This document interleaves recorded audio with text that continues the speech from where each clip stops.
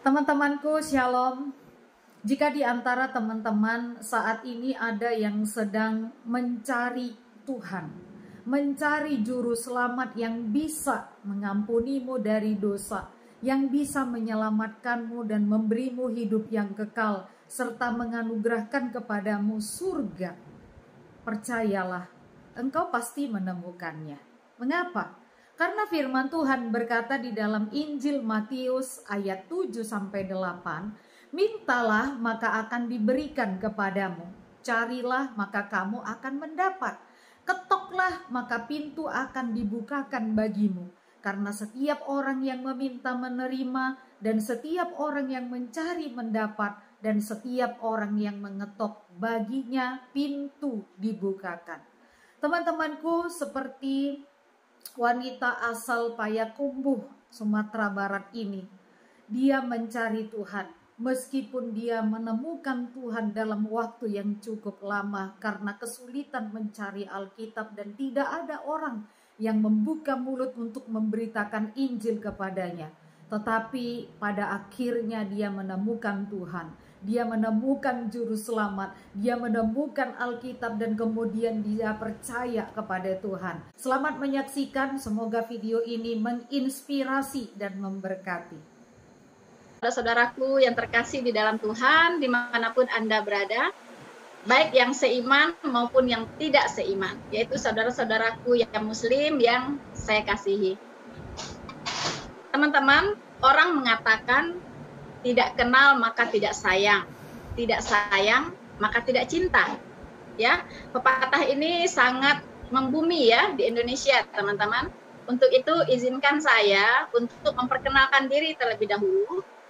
Dan saya percaya di antara teman-teman yang menyaksikan acara pada malam hari ini sudah ada yang mengenal saya, dan mungkin juga ada yang masih belum mengenal saya. Jadi demi keadilan, saya akan memperkenalkan diri secara singkat ya. Nama saya Noverina Solihin, panggilannya Rina ya. Sementara Solihin itu adalah saya korupsi dari nama suami, teman-teman. Ya, jadi Rina Solihin itu Solihin family name. Ya, jadi semua anak-anak juga pakai Solihin namanya, teman-teman, termasuk saya. Karena suami saya pengen diakui oleh anak-anak dan istrinya, begitu ya. Oke, teman-teman, saya berasal dari Sumatera Barat, spesifiknya di kota Payakumbuh. Dan lebih jelasnya di kota kecil, di kota Payakumbuh, ya.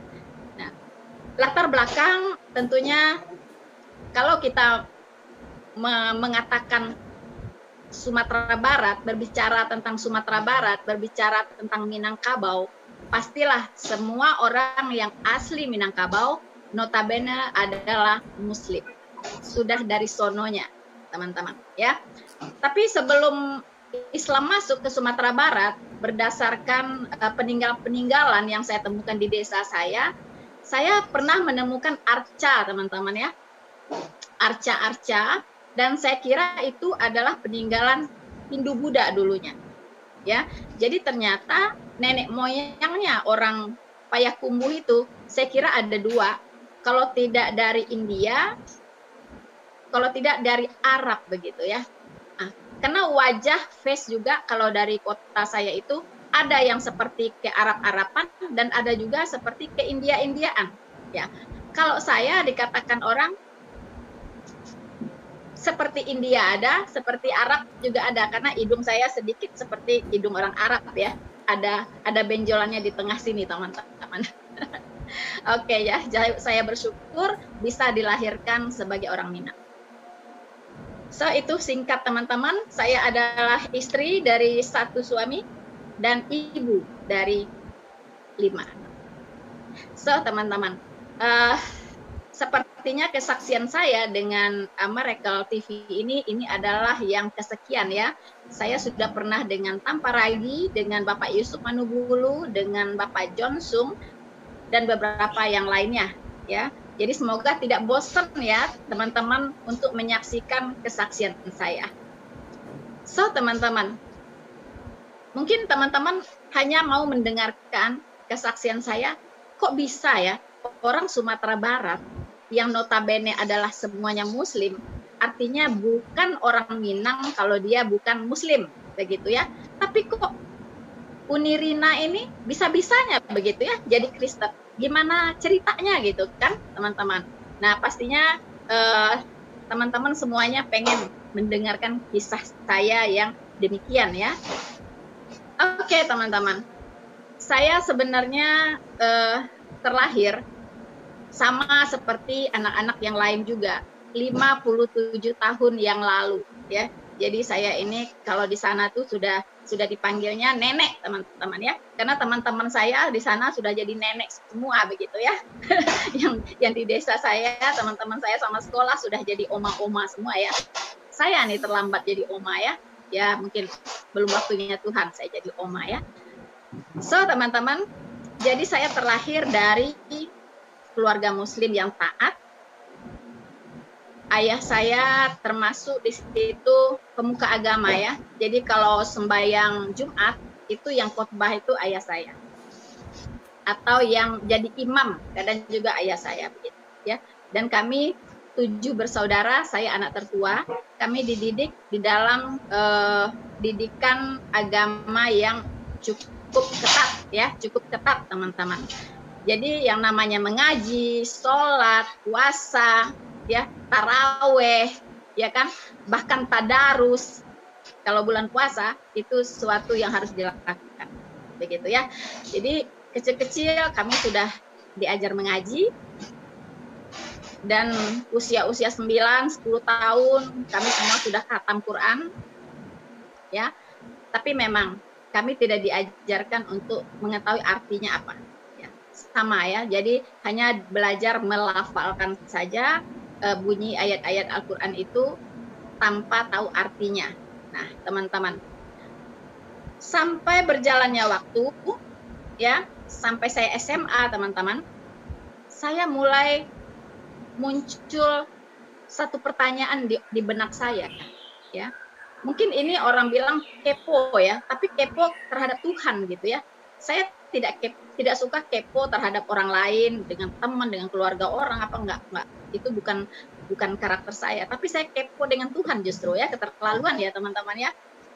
Jadi saya bertanya-tanya, mempertanyakan waktu itu. Saya sangat meyakini ya, sangat percaya dengan segenap hati saya bahwa Allah pencipta langit dan bumi ini, Tuhan pencipta langit dan bumi ini adalah Maha Esa. Tidak mungkin 2, tidak mungkin 3, apalagi 4. Ya, tidak mungkin. Pasti satu-satunya. Mengapa? Karena Allah yang Maha Esa ini menciptakan segala sesuatunya dengan begitu sistematis, begitu luar biasa, fantastis ya teman-teman ya. Kalau kita lihat ciptaan-ciptaannya mulai dari aneka warna bunga ya, menciptakan gunung, laut ya, daratan, lautan, angkasa dan sebagainya, manusia, binatang, hewan, tumbuh-tumbuhan luar biasa. Nah, itu adalah pasti pribadi yang sangat-sangat luar biasa. Dan saya meyakini bahwa dia adalah Esa. Tetapi yang muncul di pertanyaan saya waktu itu, jika Tuhan itu Maha Esa, mengapa di dunia ini ada banyak agama, teman-teman? Masing-masing agama punya Tuhannya masing-masing. Ya, mengapa saya katakan punya Tuhan masing-masing? Karena punya ajaran yang berbeda-beda. Bahkan punya surga neraka yang berbeda-beda. Ya, bahkan punya standar moral yang berbeda-beda dalam pengajarannya. Punya setelah kematian mau kemana, itu jalan mau ke surga itu juga berbeda-beda. Semua pasti mau masuk surga, semua orang beragama pengen masuk surga. Tapi konsep surganya juga berbeda-beda, teman-teman. Nah, ini yang membuat saya bingung. Apakah semuanya benar ini? Minimal di Indonesia ya ada 6 ya kepercayaan atau agama dan aliran kepercayaan yang diakui seperti Islam, Kristen, Katolik, Buddha, Hindu, Konghucu, Ahmadiyah mungkin ya. Ahmadiyah oke lah ya. Hampir sama dengan Islam. kemudian mungkin aliran-aliran kepercayaan nenek moyang ya, ada gitu ya, sudah eksis lagi hari-hari ini saya lihat gitu teman-teman. Nah begitu banyaknya ya. Nah tapi apakah semuanya benar? Saya pikir tidak mungkin semuanya benar karena perbedaan-perbedaan tadi. Gitu. Ya, karena Allah yang Esa pasti hanya mengajarkan satu ajaran saja. Tidak mungkin Allah yang Maha Esa mengajarkan bermacam-macam ajaran yang berbeda-beda. Ya kan? Tidak mungkin. Jangankan Allah, kita sebagai orang tua pasti punya SOP di rumah itu ya. Itu sama untuk semua anak. Ya kan? Tidak mungkin SOP-nya beda-beda begitu. Ya. Bangun pagi ngapain? Ya. Semua harus mandi dulu. Setelah mandi sarapan. Ya, setelah itu berangkat ke sekolah. Pulang sekolah semua tidur siang, misalnya begitu ya. Habis tidur siang belajar. Ya kan? Nah, habis itu apalagi boleh istirahat sampai jam 7, 8 kemudian tidur. Kan begitu. Ada SOP-nya yang teratur begitu. Nah, dalam mengajarkan anak juga begitu. Kalau Anda mau pintar, mau juara, Anda harus begini, rajin belajar, ya kan, rajin bertanya sama guru, ya kan? Nah itu. Tidak mungkin di sisi lain saya ajarkan anak yang lain. Kalau Anda mau pintar, Anda rajin nyontek. Kalau Anda mau nilai bagus, Anda harus nyontek. Lalu ke anak yang lain, kalau Anda nilai bagus, Anda harus belajar rajin-rajin. Nah, itu kan sudah berbeda gitu. Nggak mungkin gitu. Kita sebagai orang tua nggak mungkin punya standar pengajaran yang berbeda-beda ke semua anak. Pasti satu. Begitu juga dengan apa namanya presiden misalnya Pak Jokowi. Kalau Pak Jokowi ngomong ke A-nya begini, ngomong ke B-nya begini, ngomong kepada C begini, ngomong kepada D begini, akhirnya rakyat bilang, ini apa sih Pak Jokowi ini ngomongannya nggak bisa dipegang ya, ngomong ke sana beda, ke sini beda lagi gitu ya. Wah ini harus diturunkan ini dari kerajaan, kursi kerajaan gitu kan, dari tahtanya begitu. Itu manusia loh. Nah, nggak mungkin Allah yang Esa itu tidak konsisten. Itu yang saya pikir waktu itu. Jadi karena saya percaya sekali bahwa Allah yang Maha Esa itu konsisten dengan ajarannya, ya kan? Pasti salah satu saja dari agama-agama ini, dari aliran kepercayaan ya, agama plus aliran kepercayaan ini yang benar. Begitu. Pasti satu saja. Nah, yang satu itu yang mana? Itu PR saya waktu itu, teman-teman, ya. Jadi itu PR saya. Saya mencari agama mana sih yang paling benar dari Allah yang Maha Esa. Nah, itu teman-teman yang waktu itu saya selalu bertanya-tanya begitu, saya pertanyakan. Lalu saya mulai mengambil satu tindakan. Apa yang saya ambil? Tindakan saya apa, teman-teman? Yaitu saya mempelajari sumbernya. Saya kebetulan sudah menetapkan hanya 2 agama yang ingin saya pelajari, yaitu Islam dan Kristen. Karena 2 agama inilah yang mengklaim dirinya punya Allah yang maha benar begitu. Islam menganggap Tuhannya Allah Subhanahu wa Ta'ala-nya itulah satu-satunya Allah yang Maha Esa. Sementara Kristen pun mengklaim bahwa Yesus Kristus itulah Tuhannya satu-satunya. Nah, ini mana yang benar begitu ya? Masing-masing mengklaim Maha Esa gitu. Ini Maha Esa, ini Maha Esa. Nggak mungkin dua-duanya Esa gitu kan? Jadi pasti salah satu saja. Mengapa saya tidak menyelidiki yang lain-lain? Karena saya hanya sudah menetapkan 2 agama samawi ini saja, yang katanya berhubungan begitu ya, saling berkaitan begitu. Nah ini yang saya dalami, teman-teman. Nah kebetulan waktu itu saya di Minangkabau, akses saya itu hanya ada kepada Al-Quran. Ya, karena untuk mencari kitab lain di sana susah, ya, susah sekali untuk mencari kitab lain gitu. Nah, kebetulan yang ada di tangan saya adalah Al-Quran. Saya mulai mempelajari Al-Quran semampu saya.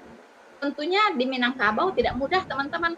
kalau saya ada pertanyaan, ada pergumulan tentang agama ini, lalu saya pertanyakan ke orang tua saya, pasti saya akan dijudge udah gila, teman-teman.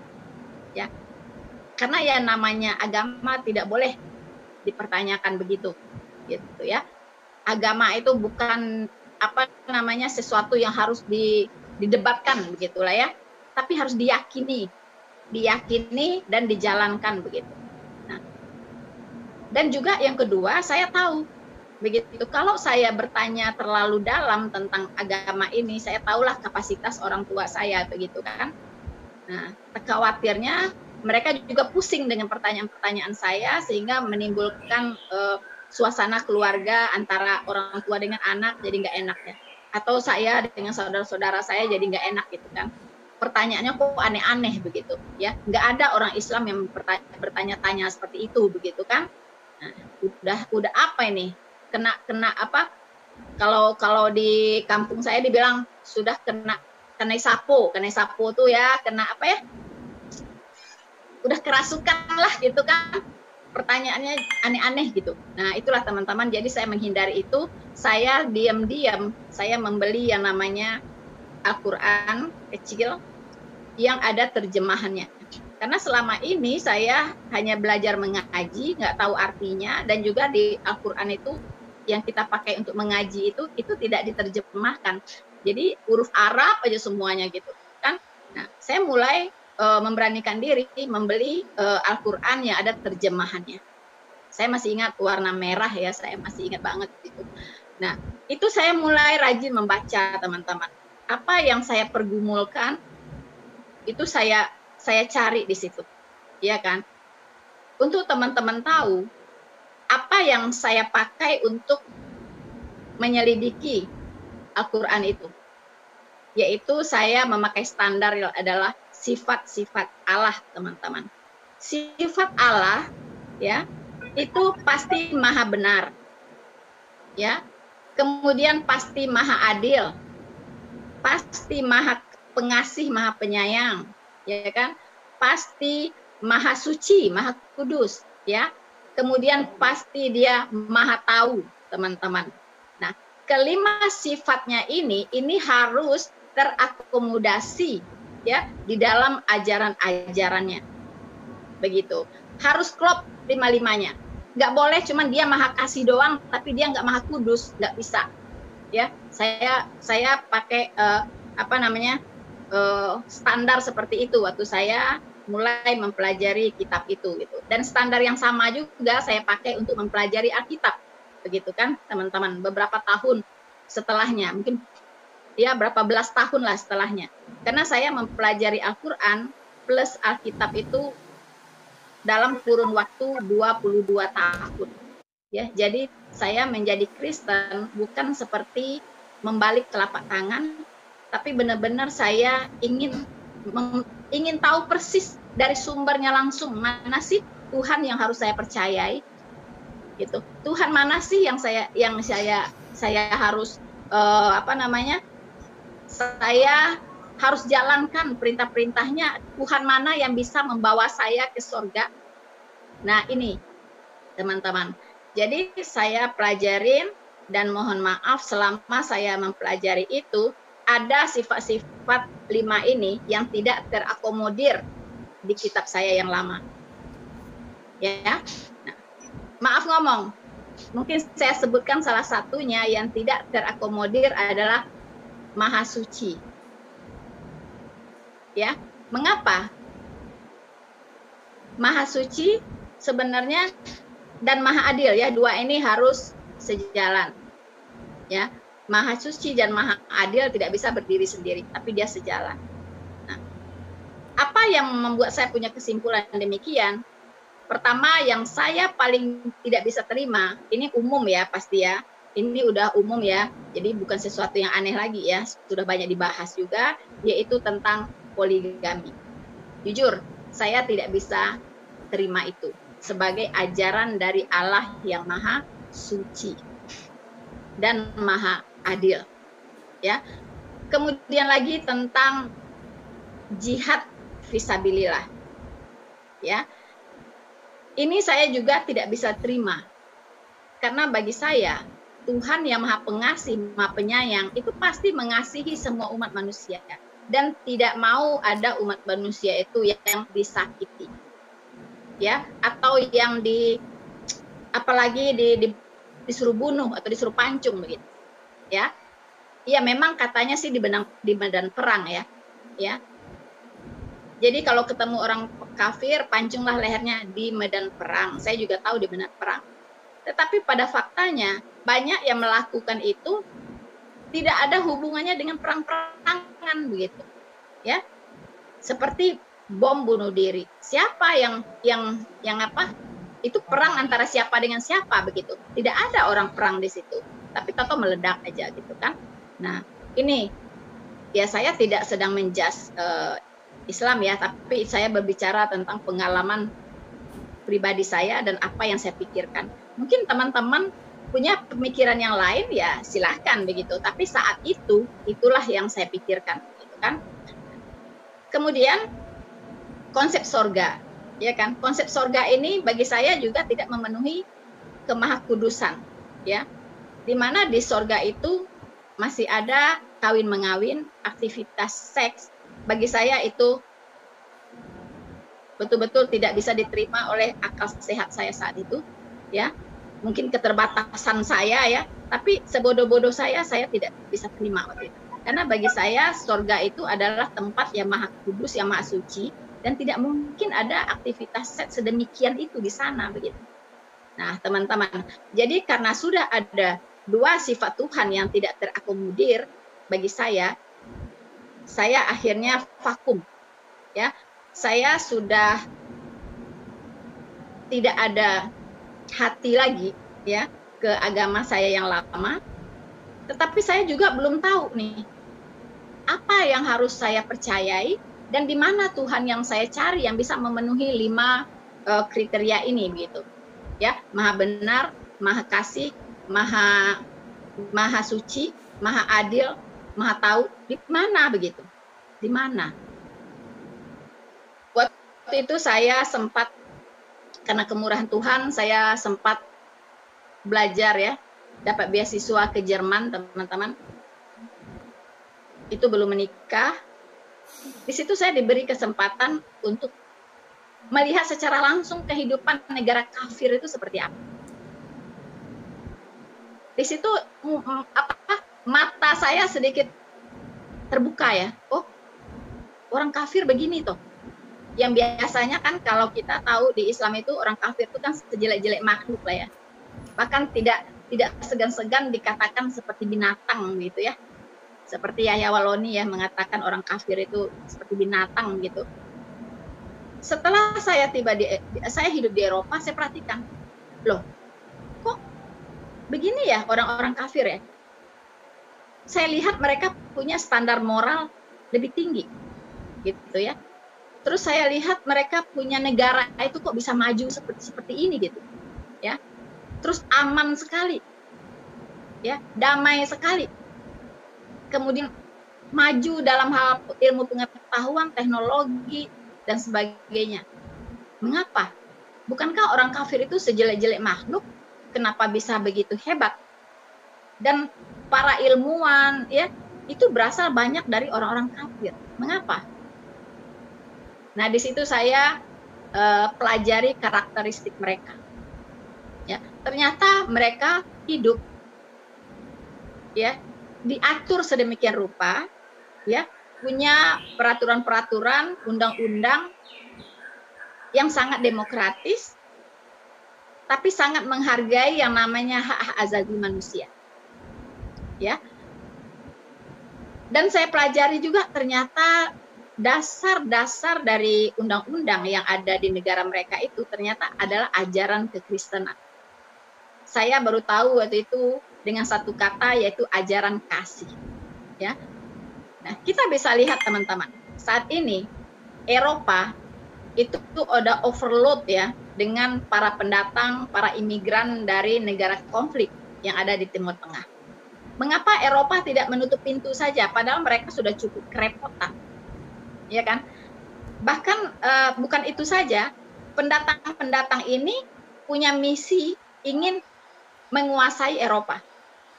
Saya kebetulan baru dapat video dari teman saya di Jerman, mengirimkan video kepada saya, itu para imigran ini berdemo dan berorasi luar biasa mengerikan, teman-teman. Dia katakan, kami akan buktikan anak-anakmu akan pakai hijab. Anak gadis kalian akan pakai hijab. Anak laki-laki kalian akan pakai apa ini? Brewok ya. Dan di sini akan digaungkan Allahu Akbar ya. Dan kami akan mengawini perempuan-perempuan kalian itu lebih dari 1, 2, 3 bahkan lebih. Supaya apa? Supaya kami bisa membuat banyak anak ya di negara Eropa ini. Sementara kalian itu paling membuat 1 anak saja dan satunya dogi, anjing ya. Memang di Eropa orang banyak yang tidak punya anak. 1 itu sudah hebat banget gitu. Bahkan pemerintah Eropa itu sudah memberikan rangsangan ya untuk pasangan-pasangan yang apa supaya bisa mau punya anak. Akhirnya diberikanlah fasilitas pendidikan gratis untuk anaknya, sampai diberikan apa namanya ada kindergarten ya, uang anak dan sebagainya. Difasilitasi sedemikian rupa begitu. Tapi tetap mereka jarang ya mau punya anak gitu ya. Kalaupun ada 1, 2 lah. Nah, ini yang digunakan oleh para imigran Arab ini ya untuk apa? Untuk menguasai Eropa. Katanya kami tidak akan tidak akan menguasai Eropa melalui perang, tapi kami akan menguasai Eropa dengan cara beranak pinak. Nah, teman-teman, inilah yang terjadi hari-hari ini di negara-negara Eropa. Tapi mereka sepertinya tidak banyak yang mereka lakukan karena itu tadi kasihan, teman-teman ya.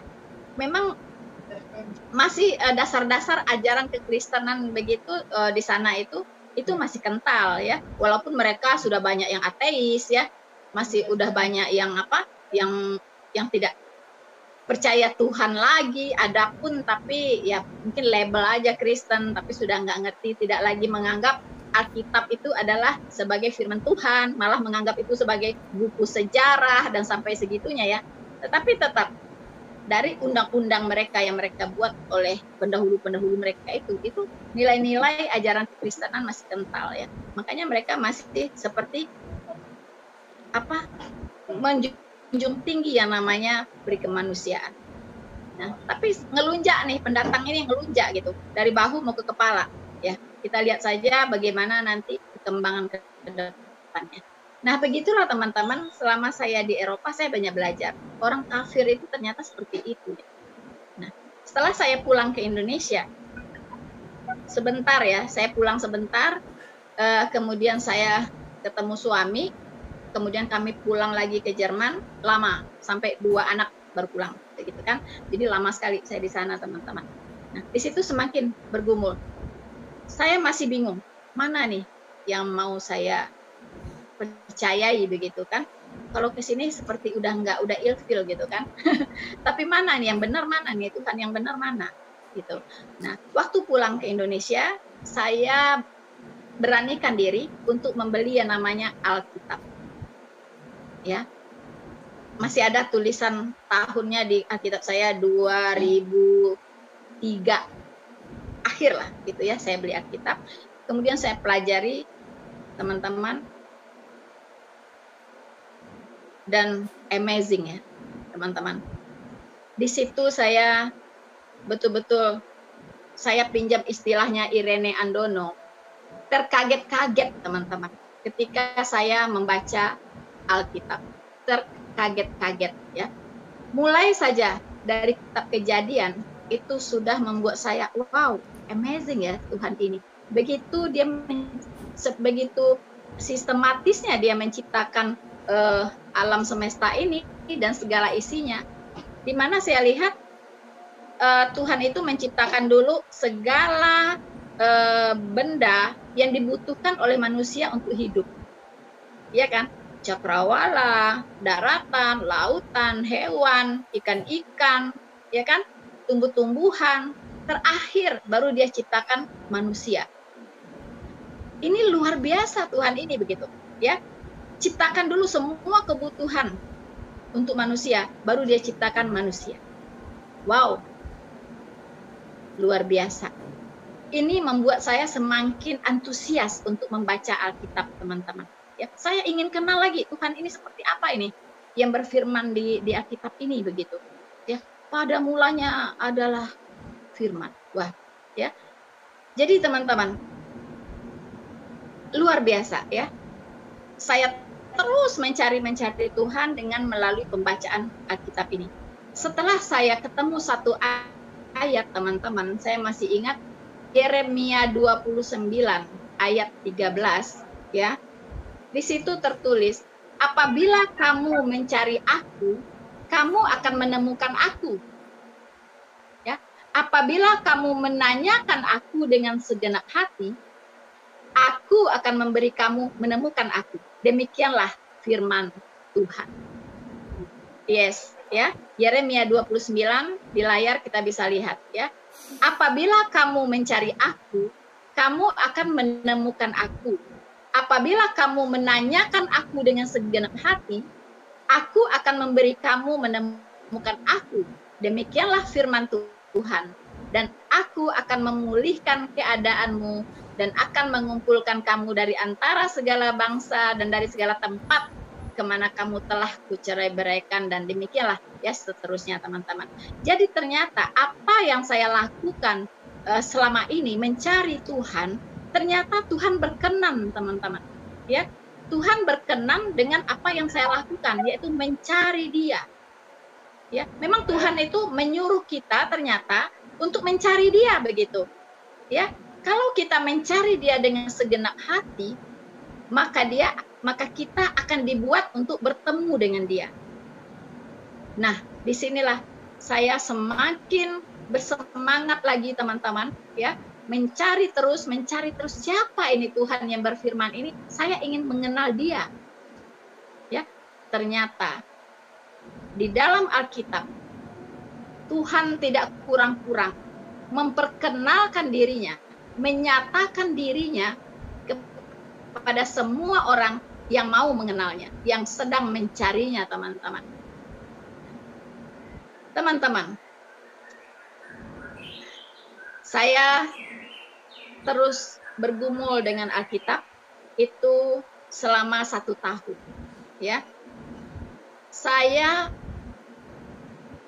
selalu ya terkaget-kaget gitu, teman-teman, dari kitab satu ke kitab lainnya, karena saya lihat Alkitab ini sangat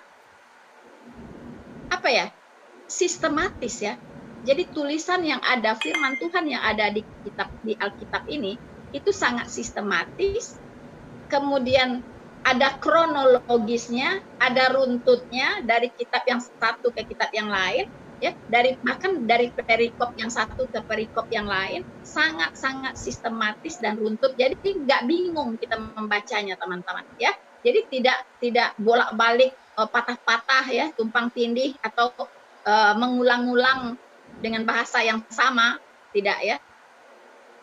Ini luar biasa. Di situ saya mulai jatuh cinta kepada Alkitab. Ya, nah, saya kembali menemukan ayat, teman-teman. Ya, itu di Ulangan 6. Ya, di Ulangan 6 itu ayat 5. Ya. Di situ dituliskan,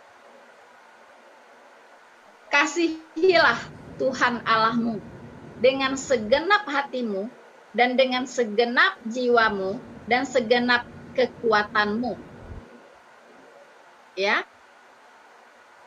Jadi di sini Tuhan mau kita mengasihi Dia dengan segenap hati, dengan segenap jiwa, dan segenap kekuatan. Ya, di ayat lain juga dikatakan dengan segenap hati, dengan segenap jiwa, dengan segenap pikiran juga, ya, dengan segenap apapun yang ada pada kita itu full, betul-betul total untuk Allah. Begitu, teman-teman. Jadi segenap jiwa kita. Jadi mencari Tuhan bukan dengan tujuan-tujuan yang jahat, misalnya untuk mencari-cari kesalahannya, Gitu. Ada orang kan belajar Alkitab ingin mencari-cari kesalahan, ya. Tidak, ya. Saya belajar Alkitab justru mencari Tuhan. Ya. Saya betul-betul merendahkan diri saya serendah-rendahnya dan percaya dengan segenap hati saya bahwa tulisan yang ada di Alkitab ini adalah firman Tuhan. Nah, teman-teman, saya mulai mencari Tuhan dari waktu ke waktu sampai saya menemuinya, teman-teman. Ya, saya menemukan Tuhan itu ada satu ayat yang saya tidak pernah lupa, ya. Tunggu, teman-teman, saya akan cari dulu, ya. Yeremia 10 ayat 20. Yeremia 10 ayat 20. Mungkin Bapak bisa bantu saya? Bisa, Bu. Sebentar untuk ya. membuka Yeremia 10 ayat 20. Ya, on screen, ya, Bu. Oke. Ya, Yeremia 10 ayat 20. Oke. Yeremia 10 ayat 20. Yang ini? Ya. Itu rumahku. Oh, bukan, berarti saya salah. Tunggu. Ya. Ini Pak. 1 Yohanes 5 ayat 20, Pak. Baik. Sorry, 1 Yohanes 5 ayat 20. 1 Yohanes 5 ayat 20. Ya. Ya. Ini, Bu. Ya. 1 Yohanes 5 ayat 20, ya. Akan tetapi kita tahu bahwa anak Allah telah datang dan telah mengaruniakan pengertian kepada kita supaya kita mengenal yang benar. Yang benar Y dan B-nya huruf besar, berarti itu maksudnya adalah Allah yang maha benar, ya. Dan kita ada di dalam yang benar, di dalam anaknya Yesus Kristus. Dia adalah Allah yang benar dan hidup yang kekal. Wow, amazing, ya. Selama ini saya banyak mendengar Yesus itu cuma manusia, ya. Orang Kristen itu sesat, menuhankan manusia, ya kan? Apalagi waktu itu saya tidak tahu membedakan mana Isa Al-Masih, mana Yesus Kristus. Tapi puji Tuhan sekarang saya sudah tahu bedanya, bahwa Isa Al-Masih itu bukanlah Yesus Kristus yang ada di Alkitab, ya. Nah, di sini jelas dikatakan bahwa Dia adalah Allah yang benar dan hidup yang kekal. Jadi Yesus Kristus itu adalah Allah yang benar dan hidup yang kekal. Ya. Apa itu hidup yang kekal? Yaitu tujuan manusia mau ke sorga, tanpa melalui Dia tidak akan mendapatkan hidup yang kekal, yaitu sorga. Karena orang hidup kekal itu cuma di sorga. Begitu, ya. Nah, makanya Dia bilang, akulah, ya, jalan dan kebenaran dan hidup. Tidak ada seorang pun yang bisa datang kepada Bapa kecuali melalui aku. Nah, di sini Dia katakan, karena Dia adalah Allah yang benar dan hidup yang kekal. Ternyata di Perjanjian Lama, di Yeremia 10 ayat 10, ini juga sudah disampaikan pesan ini, ya, kepada orang-orang Yahudi, karena Perjanjian Lama kitabnya orang Yahudi waktu itu. Yeremia 10 ayat 10. Di situ dikatakan, tetapi Tuhan adalah Allah yang benar. Ya, Tuhan adalah Allah yang benar. Dialah Allah yang hidup dan Raja yang kekal. Bumi goncang karena murkanya dan bangsa-bangsa tidak tahan akan geramnya. Jadi, Tuhan itu adalah Allah yang benar. Dialah Allah yang hidup dan Raja yang kekal. Makanya Tuhan Yesus juga disebut sebagai Raja segala raja. Dia adalah Raja sorga. Dan orang Yahudi tahu persis, ya, bahwa Mesias Dia itu yang Dia tunggu-tunggu sampai hari ini nggak datang-datang itu, ya, karena Dia nggak percaya bahwa Kristus adalah Mesias yang sudah datang. Dia menunggunya dalam keadaannya sebagai raja, begitu. Bukannya naik keledai, tapi harusnya naik kuda putih atau seperti apa, kereta kuda, kereta kencana yang Dia bayangkan dengan baju kebesarannya. Karena Mesias itu adalah Raja segala raja, ya. Jadi raja yang kekal. Nah, ini erat ya konotasinya dengan yang tadi ya. 1 Yohanes 5 ayat 20, yaitu Yesus Kristus itu adalah Allah yang benar. Ya, di Yeremia 10 ayat 10 dikatakan tetapi Tuhan adalah Allah yang benar. Jadi puji Tuhan, saya melalui pembelajaran yang cukup intensif ya Alkitab ini, dan saya waktu itu tidak ada pembimbing, tidak ada mentor yang bisa mengajari saya. Saya hanya dengan segenap jiwa, dengan segenap hati ya, belajar berdoa kepada Tuhan, tuntun saya. Saya tidak tahu Tuhan waktu itu siapa gitu ya, karena saya masih dalam proses pencarian. Ternyata Tuhan tahu ya bahwa ada loh satu wanita dari Sumatera Barat, Minang, yang sedang mencari dia. Akhirnya dia menyatakan dirinya kepada saya melalui Alkitab, teman-teman. So, teman-teman, waktu saya sudah jadi Kristen, memutuskan untuk menjadi pengikut Kristus, pastinya tidak mudah. Ya, pastinya tidak mudah. Pasti ada harga yang harus dibayar. Dan harga itu terkadang tidak bisa ya dipikul oleh setiap orang. Ada orang yang sudah mengenal kebenaran tapi tidak mau bayar harga. Akhirnya dia mundur. Begitu kan? Tetapi saya sudah menyerahkan seluruh hati, jiwa, tubuh dan roh saya untuk Tuhan Yesus. Karena saya sudah menemukan dia di Alkitab. Dan saya tidak mau tanggung-tanggung. Saya kalau nyemplung ya berenang sekalian begitu teman-teman ya. Jadi saya nggak mau hanya jadi orang Kristen yang biasa-biasa saja, yang rutinitas, ya kan? Ya minggu ke gereja, ya kan? Itu rutinitas ya teman-teman. Dan tapi saya dari hari ke hari tetap ya, saya belajar, saya cari guru-guru. Setelah saya ini setelah saya bertobat terima Yesus Kristus, saya mulai intensif belajar Alkitab, teman-teman. Karena saya tidak mau saya keluar dari sarang singa lalu saya masuk lagi ke sarang buaya gitu ya.